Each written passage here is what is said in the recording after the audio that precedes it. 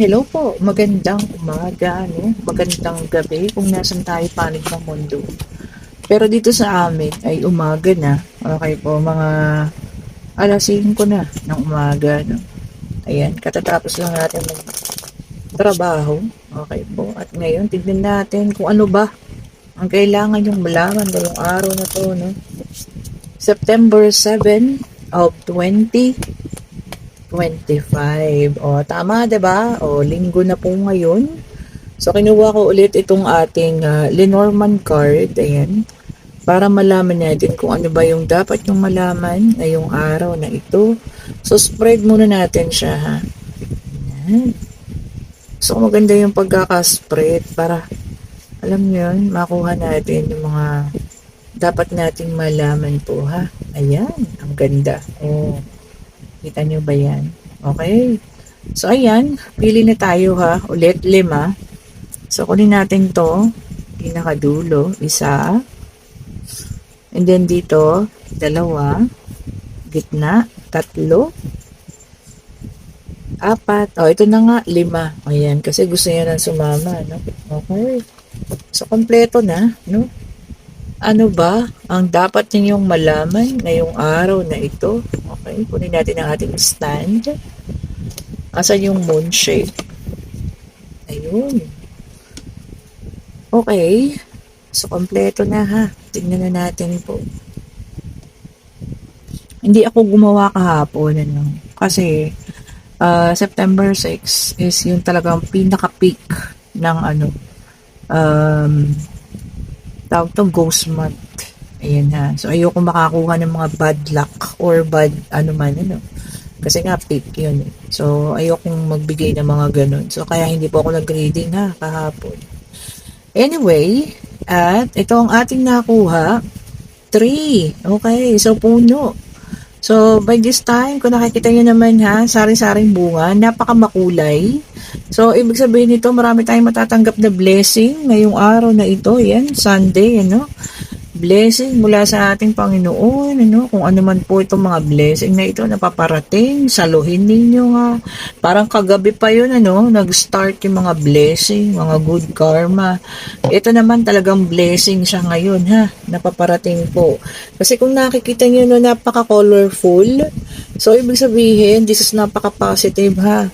So, marami pong blessing ang paparating po sa inyo. So, saluhin niyo po yan ngayong araw na ito. Especially Sunday pa, no? Talagang, alam niyo yan, kung kailan talagang pahinga at nagbibigay ng blessing. Okay po? And then, meron tayong daman. Okay. So, ayan, lalaki. Ayan, ha, maaaring may panibagong taong kakatok sa inyong puso ngayong araw na to, no? Lalaki siya. So, ayan, ha. Pero no gender specification pa rin tayo, ha. Pwedeng sa lalaki, pwedeng sa babae, LGBTQ, no? O, ayan, no gender specification. Pero this is a sign of a new love. So, kung nakikita nyo kasi may heart doon sa baba. So, panibagong pag-ibig ito, ha, na matatagpuan ninyo ngayong araw na ito. Kung sino man sa inyo ang makakatagpo ng panibagong pag-ibig, sana po ay siya na. Okay po, siya na talaga yung totoong taong para sa inyo. Okay po. And meron tayo ditong paths. Okay, ayan, ha, tamang landas. So kung nakikita nyo rito, no, dalawa yung paths na daan, ayan, may isang paliko at merong isang parang dumidire-diretso. Ayan po, ha, baka maaaring kayo po ay mamimili ngayon ng landas na inyong tatahakin, So, syempre, kailangan tignan natin kung ano yung tama at yung naaayon para sa atin, ha. Huwag po tayong pabugso-bugso ng damdamin at bigla-bigla na lang tayo ay pupunta dun sa mga lugar na gano'n, or sa isang desisyon man na gano'n na hindi natin pinag-iisipan. Okay po, kaya minsan maraming naliliko ng landas, o namamali rin ng desisyon. Okay, ayan, sana mapili ninyo, ha, yung tamang landasin po para sa inyo. Kung kayo man ang tawag dito, mamimili ng tamang landas po ngayong araw na ito, ha, or tamang pagdedesisyon din. Okay? And park. O, ayan, ha, sa parke. So, baka maaaring may mga mamamasyal. Ayan. Pag park naman, pwedeng indoor park. Ayan. pwedeng labas din na park, ano. Pero mag-ingat kasi tag-ulan, ayan ha. Baka kayo magkasipon-sipon.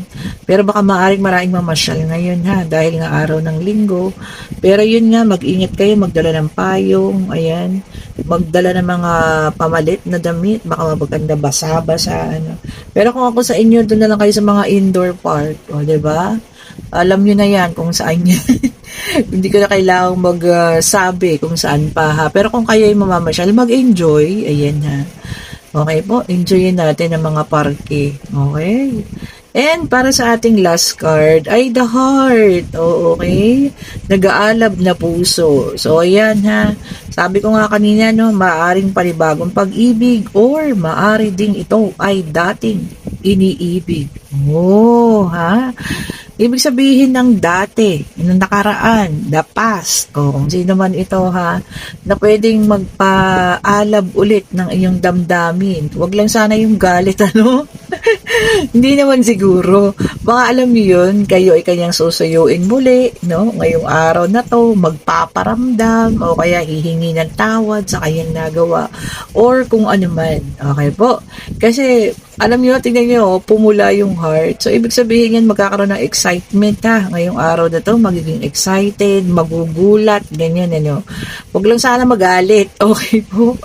Sana excitement lang, okay? And baka siguro din nakapagpatawad na, no?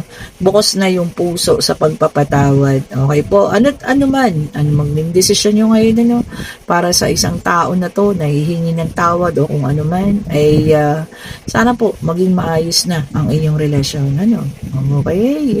So, ayun po ang mga kailangan nyong malaman ngayong araw na ito. At sa lahat ng gustong umorder ng ating mga bracelet, ayan, i-click nyo na yung link, ano, para maka-order na kayo ng ating mga bracelet. Ayan. At syempre, ang ating mga evil eye, o all sizes po ha, meron na tayo. Dumating na yung ating mga stock. Ganon din ang ating mga bracelet. Ito ha, ayan. At saka yung kwintas natin. Okay po. So, lahat na ng sizes po ng singseng, meron na ha, maliit, malaki, nandiyan na po. At sa mga gusto pang umorder ng ating pabango, nandyan na siya sa Lazada, no? I-click nyo lang yan. At yan po, kayo na mag-iwan kayo ng mensahe kung anong scent ang gusto ninyo, no? Ando doon na po yung mga scent, pumili lang kayo, ayan, nandyan po yung link ha, click nyo lang para kayo po ay maka-order na ha, at alam niyo yun, kung sino man ang gusto nyong pabalikin, ayan, kung sino man ang gusto nyong makausap ulit, ano, spray nyo lang sa kanyang mga litrato, ayan ha, para kayo po ay magkita or magkausap pang ulit. Okay po, thank you so much sa inyong panonood, sa pag-aabang ng ating daily reading. Ayan, sabi ko nga, pasensya na hindi ako nag-read kahapon kasi super negative ang araw kahapon ha. Talagang ghost month, yun ang pinaka-peak ng ghost month po. Okay, have a great day po sa lahat. Ayan, enjoy the rest of your day. Stay safe po at abangan ninyo ang ating reading mamayang gabi po ha. Thank you so much po. Bye-bye po sa lahat.